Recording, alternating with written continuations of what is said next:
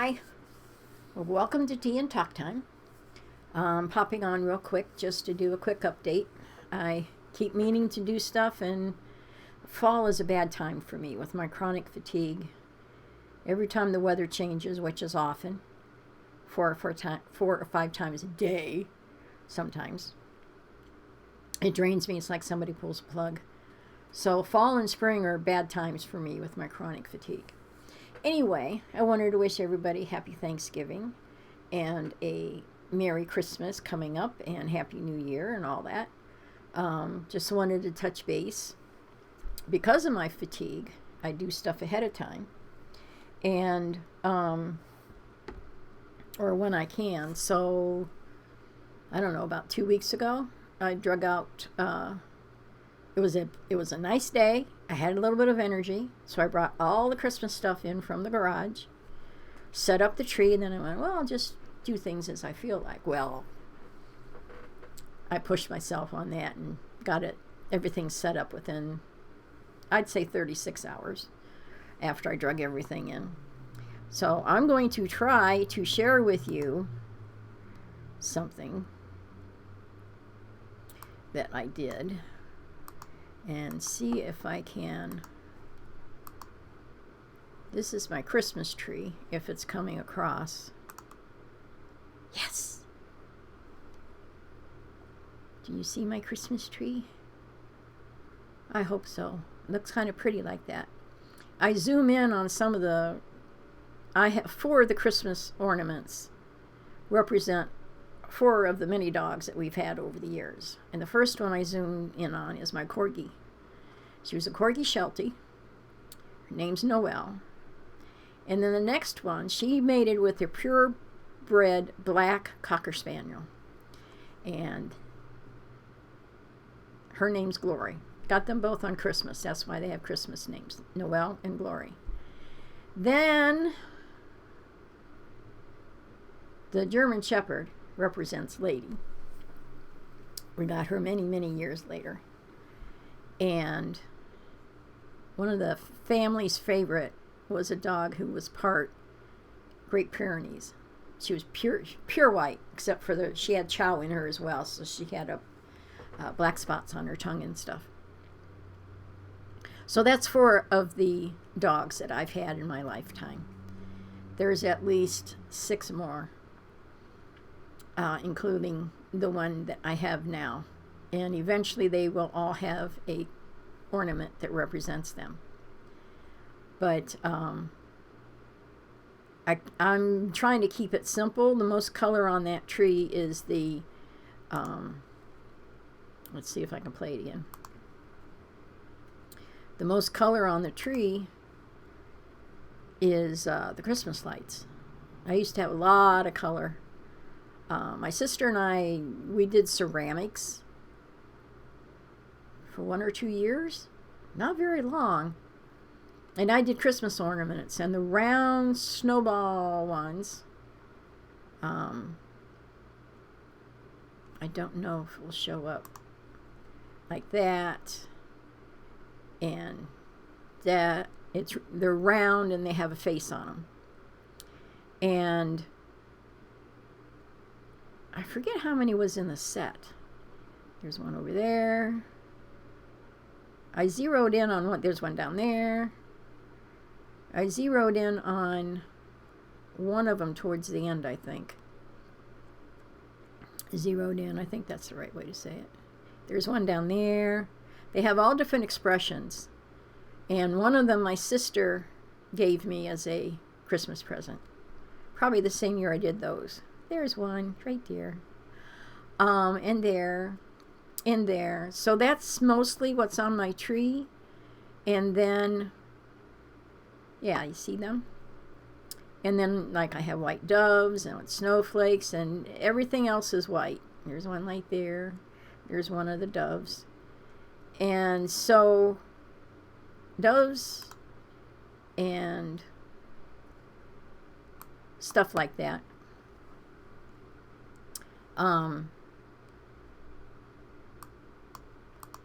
Everything is basically white now, which kind of simplifies things for me. I gave away most of the ones that I made, because I had snowmen and Santa Claus and angels that I did of ceramics. And so I just went ahead and gave them to the boys so that, don't have to worry about it later. I'm 72. Ugh. I had to convince myself of that earlier this year. Anyway, it's like I don't want them fighting over stuff. So I'm just going to go ahead and give some stuff away, and there'll still be lots of stuff to go through afterwards, but I'm trying to simplify some things. But anyway, that's my Christmas tree. It was a bit early. I never used to set it up that early, but with my energy and going with weather patterns, I wanted to go ahead and put the tree up when I had the energy. It wasn't raining out. It wasn't too cold. It was a pretty nice day. So I drug everything in, and then I actually managed to drag all the boxes of stuff that I didn't use. I drug it back out. So that's that update. So I'm all set for Christmas.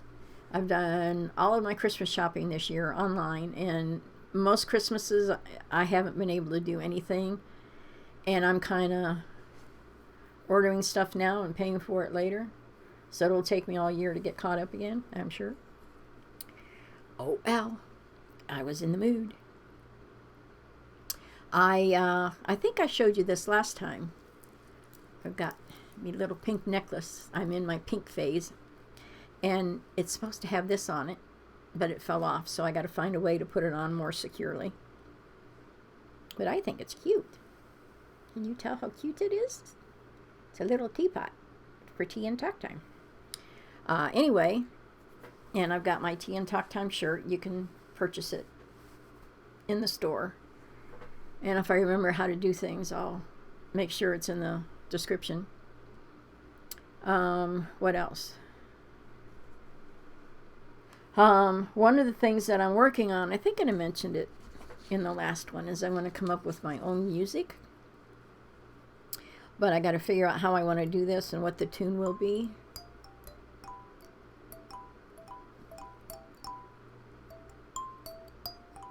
Ain't that pretty? I think they call it a thumb piano, but it's like a cross between a harp and a music box sound. And this is what it is. That's all it is. You hit the little keys.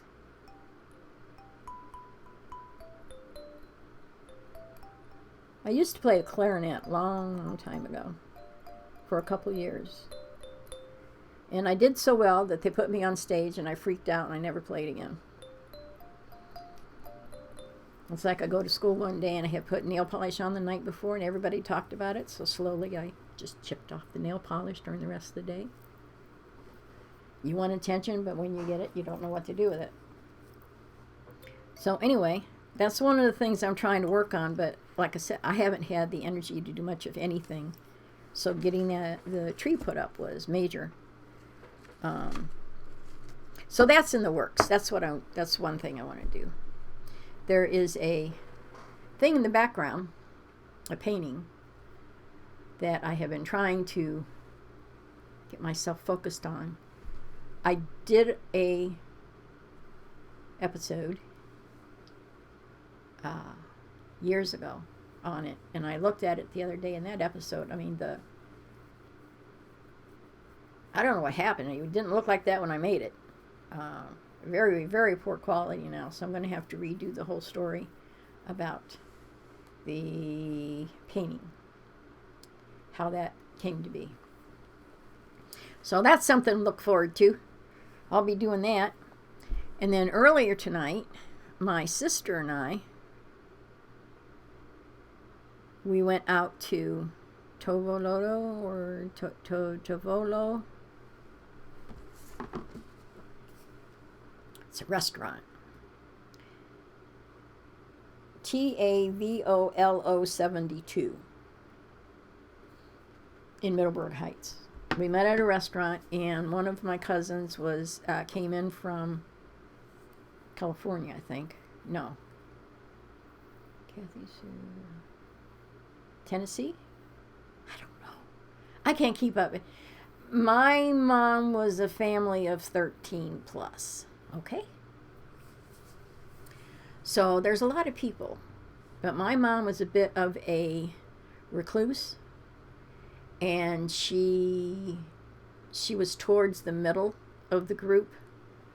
So I had the same problem. She was a middle child. And the middle children have the problem of, okay, you're too young to hang out with the older kids and too old to hang out with the younger kids. So you're stuck, in the middle getting yelled at from everybody. So anyway, we didn't, we did a few big family gatherings, but it wasn't her social thing. So it's hard for me to keep track of who everybody is and where they were and what's going on and stuff. So my one cousin, she said, well, the other cousin was flying in and wanted to see everybody, so we had a get-together at a restaurant of the ones who were in the area and who could come. So that was fun. That was fun, catching up and telling stories, especially on her, I didn't know that. My mom did. What? It's always fun. So you hear new things and get a better perspective, and it was fun. It was a lot of fun. So, and I wasn't sure up until the last minute whether or not Sandy was going to go.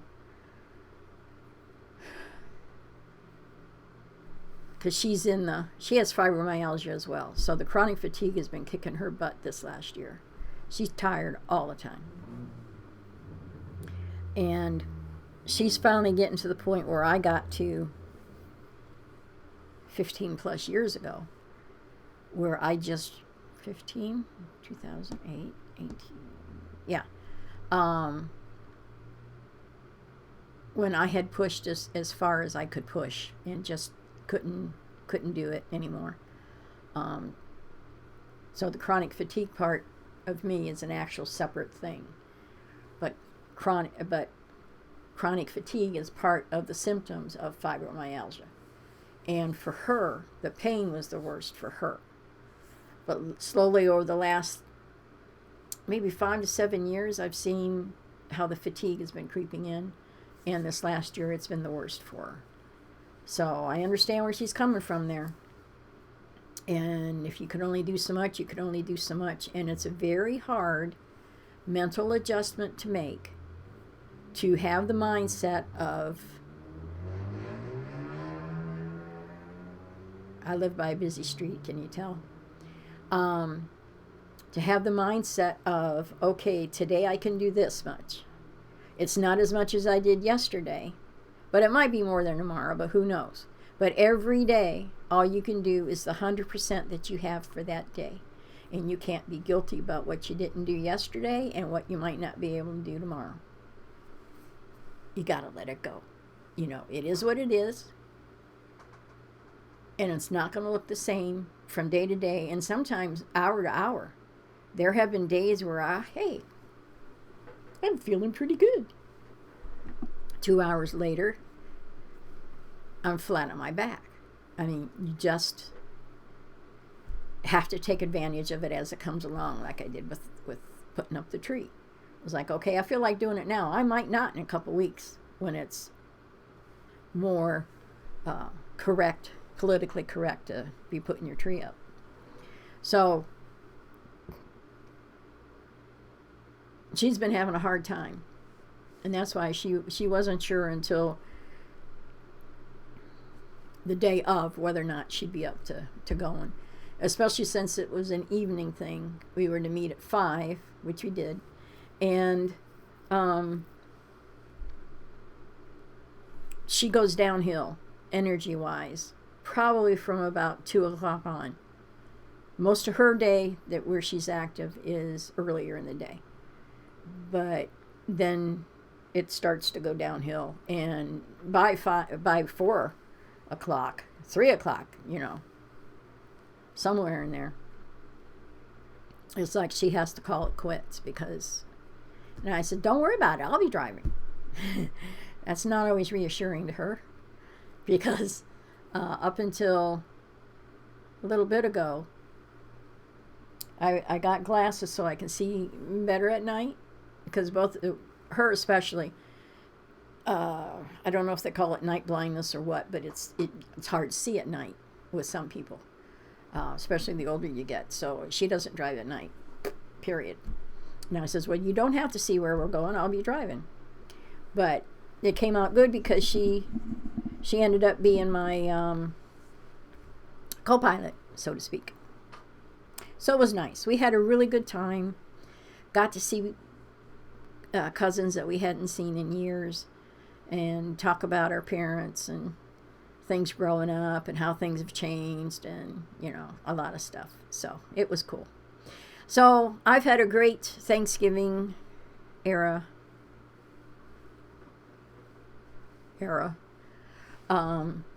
Very grateful for the family I've got. I'm just grateful for all the blessings that I have. And who was it? Oh, I watch Longhorn Lester on YouTube, and I'm a Survivor, which is I'm a Survivor is the umbrella, and then there's Longhorn Lester and Suits to Boots, which is his wife's channel, and then there's a bunch of Maros that you can watch from there. It's a whole family. But on one of his shows recently, he said he shared his experience with seeing a gentleman in a motorized wheelchair who had like a scooter attached behind that his son was on, and they were out for a ride. And it was a reminder of being grateful for what you have, and no matter what your situation is, knowing that the most important thing is your family. So instead of focusing on what you can't do, focus on what you can do, because there's others who can't do what you can. I can get out of bed eventually on any given day. There are some people who can't, for psychological or physical reasons, whatever. So I have these list of negatives, but I have a whole ton of positives. That's what I should be thinking about. You have to adjust where you can't do, but that's not your priority. That's not where your focus should be. And it was such a wonderful, and he didn't go into all the details like what I just did, but just how he phrased it and put it was a wonderful reminder. And I even commented on his page, on his what do they call it? Videos, episodes. I commented in the description down below. No, not in the description. It would be in the comments below that. I posted the comment, thank you for the reminder of focusing on what we can do and not what we can't do. And it's something, doesn't hurt to remind other people, because then you're not focusing on negative, and that negative breeds more negative and breeds, it's never ending, and it brings you down. Whereas focusing on positive lifts you up.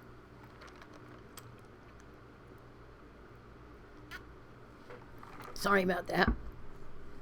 But I was starting to get a tickle in my throat, which is probably my signal to go ahead and call it here and check and see how well this came out, if at all. Every time I get on here, I need to get on here more often so that I'm more familiar right off the bat. Took me half an hour to get this far. So we'll see. Anyway, I wanted to let you know that I hadn't forgotten that I was going to try to come on more often. One of the next times I'm on, I'll tell you about that painting right there. And you can see one of my angels right here. I've got an angel in every room, and that's basically what I'm collecting now is angels. I need all the angels I can get. So, until the next time we see you, everybody, you take care. Glad you stopped by, and look forward to the next time that you come by. So until then, take care, and God bless. Bye-bye.